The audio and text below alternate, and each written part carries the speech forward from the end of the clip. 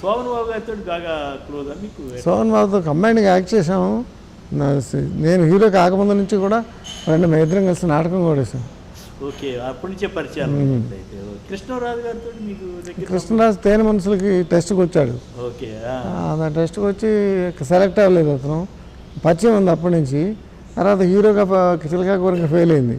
Fail అయిన తర్వాత డూండి గారు నేనంటే నేనేలో అతనికి విలన్ వేషం ఇచ్చి యాక్ట్ చేయమంటే ముందు ఆలోచించుకుంటానని, తర్వాత ఏమీ లేకుండా కూర్చోవడం కంటే ఏదో ఒకటి చేయటమే బెటర్ అని ఆ పిక్చర్లో అతను యాక్ట్ చేయడం వల్లే కొన్ని పిక్చర్లో వెళ్ళాం, కొన్ని పిక్చర్లో సపోర్టింగ్ యాక్టరు ఇలాగ వచ్చి వచ్చి వచ్చి అతను సొంత కంపెనీ పెట్టుకుని కృష్ణవేణి తీసి హీరోగా ఎస్టాబ్లిష్ అయ్యారు.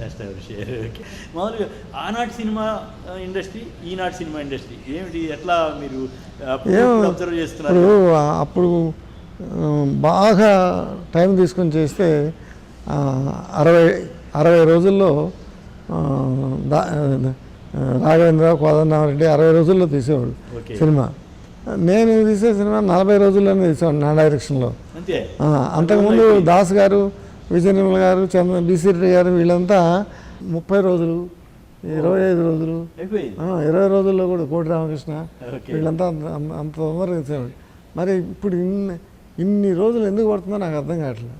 ఒక్కో సంవత్సరం కొన్ని 9 నెలలు సంవత్సరం. నేను మీ అబ్బాయి మహేష్ ఉన్నారు కదా, అతని సినిమాల పరిస్థితి ఏంటి? అట్లా వాళ్ళ స్కూల్ అదే, వాళ్ళ స్కూల్ అది అంతే.